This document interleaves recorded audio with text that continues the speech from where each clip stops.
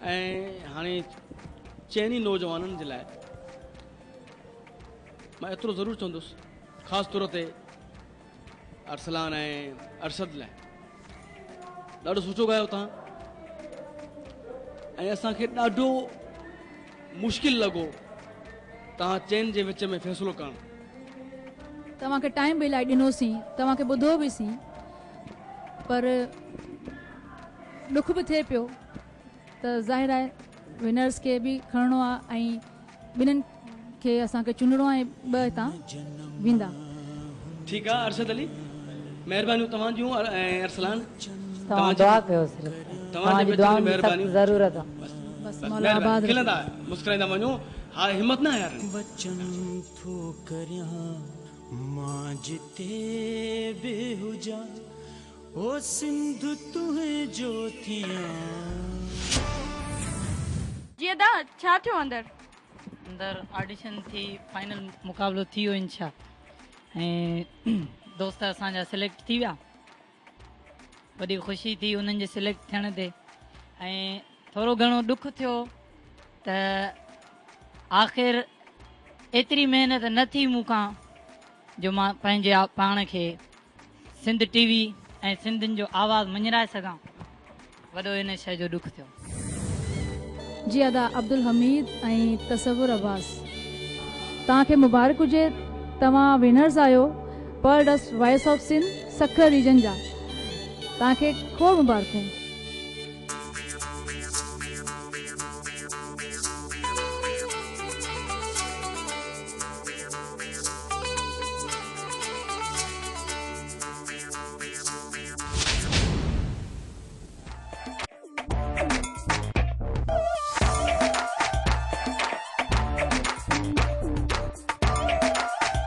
कटा बेटी जे हिन जहान में को लुड़क लाड़े हलंदो थो थिए त को जुमर हणंदो थो वञे। हिते को कामयाबु आहे त कंहिंखे वरी कामयाबी लाइ महिनत करणी आहे। कामयाबी माणींदड़ अब्दुल हमीद ऐं तसव्वुर अब्बास ख़ुशि ख़ुशि पंहिंजे घरनि ॾांहुं ई थिया। टीवी जी टीम पंहिंजे कामयाबु उम्मीदवारनि जे घर भातियुनि खे बि हिन ख़ुशीअ में शामिल करणु ज़रूरी सम्झियो। कराची खां आयल Pearl dust voice of Sindh जी टीम खे का ख़बर न आहे त संदन चूंडियल ख़ूबसूरत आवाज़नि जा धणी किथे था रहनि, पर पुछणा न मुंझणा, ज़ल काढ़ो कांव जी अख पई निकिरे ऐं pearl dust voice of Sindh जी टीम पुछा कंदी नेठ तसव्वुर हुसैन जे घर पहुची।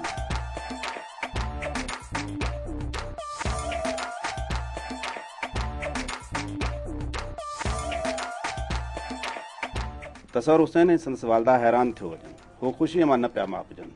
तसव्वुर हुसैन जी अमड़ सिंध टीवी खे दुआऊं ॾियण थी लॻे। तव्हांजो पुटु तसव्वुर अब्बास सिंध जी सकाफ़त, सिंध जी आवाज़ खे खणी अॻिते अची वियो आहे, त हिन वक़्तु तव्हां छा था फील कयो? बहितरीन बहितरीन। अच्छा, जंहिंमहिल तव्हांजो पुटु खटे आयो, घर में दाख़िल थियो, उन वक़्तु छा थियो? ॾाढी ख़ुशी थी, तसव्वुर कामयाबु थियो, इहा ई ख़्वाहिश आहे। हिकिड़ो ही टैलेंट आवाज़ आहे, वॾो तेज़ तरार आवाज़। इहे अहिड़ा ॿार क़िस्मती सवन में को आवाज़ अहिड़ा लभी पवंदा आहिनि। मां आहियां तसव्वुर अब्बास भट्टी ऐं मुंहिंजो pearl dust voice of Sindh में इंतख़ाबु थियो आहे, ऐं मुंहिंजी गुज़ारिश आहे खैरपुर वासियुनि खे त हू मूंखे वोट कनि ऐं मूंसां सुठो रेस्पॉन्स ॾियनि, जीअं अॻिते मुंहिंजो ॾुखियो मरहलो अचे त हू मूंसां साथ ॾेई सघनि, जीअं मां मंज़िल ते कामयाबु थियां। तसव्वुर हुसैन ऐं संदसि घर भातियुनि सां मिलजे ऐं अब्दुल हमीद खे विसारे छॾिजे, इहो कीअं मुमकिन आहे? पर जॾहिं शहर वासियुनि खां अब्दुल हमीद जे घर बाबति पुछा कई वई त वॾी मुश्किल खां पोइ इहो ॾस थो मिले त हू शहर खां तमामु घणो परे हिकु ॾूरां इलाइक़े ॾे थो रहे। पर Pearl dust voice of Sindh जी टीम अब्दुल हमीद जे घर ॾे हर सूरत वञणु थी चाहे। नेठ Pearl dust voice of Sindh जो काफ़िलो अब्दुल हमीद जे घर ॾांहुं पहुचे थो, जिते अब्दुल हमीद जा वेझा माइट ऐं दोस्त सिंध टीवी जी टीम जी आजा कंदे ख़ुशीअ जो इज़हार था कनि।